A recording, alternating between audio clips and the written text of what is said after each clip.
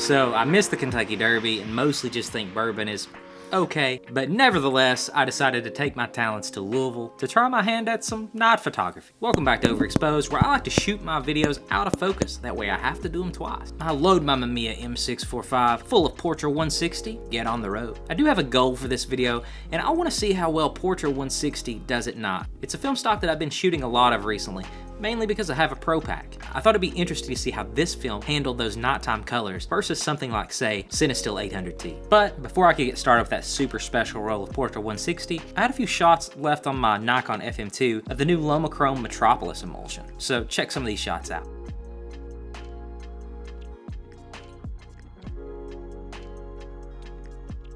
I shot my first few frames of medium format goodness down on the banks of the Ohio River.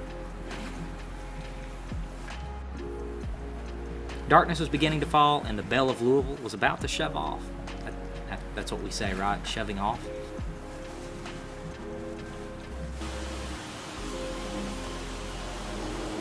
And anyway, all these shots I shot on my Mamiya 45 2.8 lens.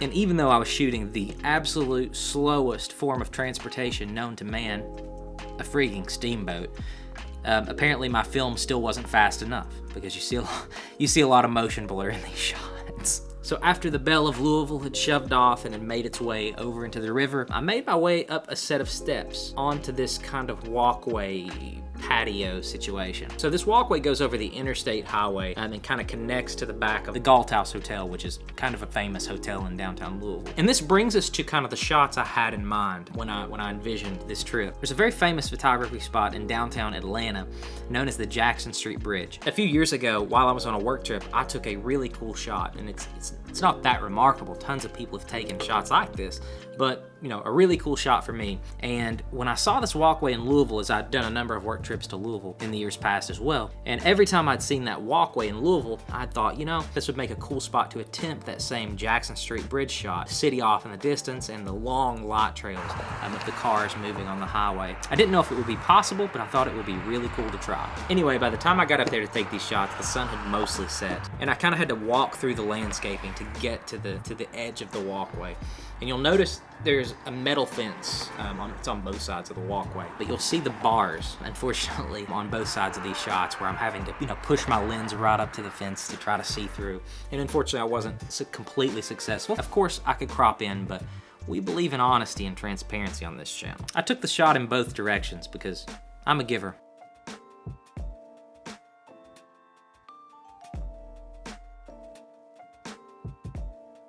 Anyway, after I took these shots, I continued wandering aimlessly through the city like some sort of redneck Ansel Adam. And by pure blind luck, I stumbled on one of my favorite shots that I took the entire night, and one of my favorite shots of this year. So I came up on this nondescript insurance sales building. Somebody's gonna correct me in the comments. So it's this modern office building, kind of modern aesthetic. And what was interesting about the building is a corner of the building was like cut out. They designed the building to kind of look like this corner of the building was missing, and it was only held up by this column. And what made the shot really cool is the lighting kind of shining down. It made for kind of a really atmospheric, moody, dark, kind of desolate looking shot. Not to mention all the lines in the background. So take a look at this shot. I must have moved my camera in every direction. I spent 15-20 minutes out there moving my camera around trying to get the perfect shot. And unfortunately, this was as good as I could do.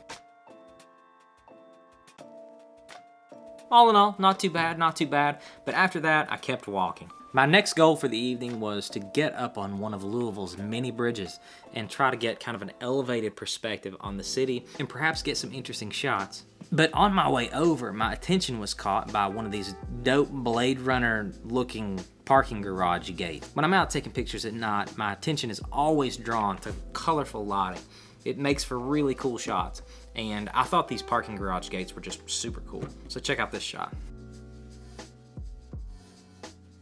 As I walked back across town, I haphazardly plopped my tripod down on the corner of the street facing the Yum Center and made this modern masterpiece.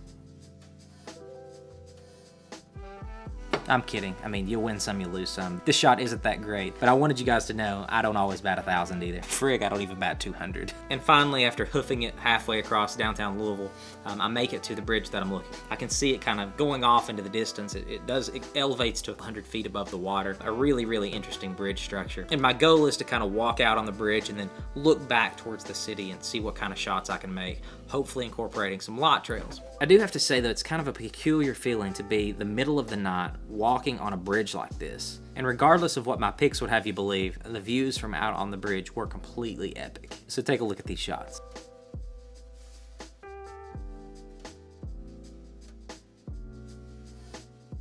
So what do we think about shooting Portra 160 at night in an urban environment like this? Well, I mean, I think if you look at the shots, and I didn't do any other post-correction on these images, I downloaded my developed files from the darkroom and I plopped them into this video, right? I haven't color corrected them any at all. So to my taste, these shots are all a little bit orange, and we knew this was a daylight balanced film.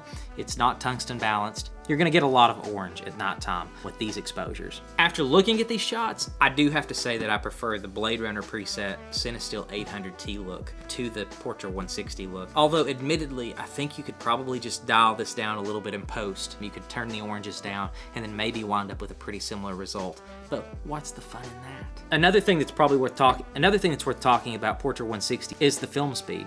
It's a 160 speed film. Shooting out on a bright summer day, it's actually an advantage to have a slow speed film.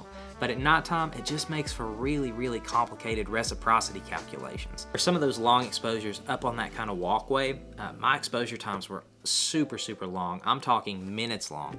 It's an exponential curve. Every stop of light that you're trying to gather past that kind of reciprocity failure point. So some of these shots were just really long exposures. I was sitting there for 2 or 3 minutes between shots taking these. So all that's to say, the additional speed that comes along with Cinestill 800 or Portra 800 would have been very much welcome. In regards to the image quality of the film, it's great. Look at the pictures that I've posted in the video. It's really nice image quality. Kodak advertises on the box, world's finest grain color film, color negative film, something like that. It's not for nothing, right? It really is a crystal clear, sharp film, almost a digital lock quality. It is razor sharp. I guess that's your reward for suffering through those really long shutter speeds, as you get a crystal clear, razor sharp film as a result with not a lot of noise. So as long as you don't mind the film being a little bit orange, the shots are great. Check out this video where I shoot Portra 160 in daylight in the Guadalupe Mountains in Texas. Until next time though guys, we'll see you.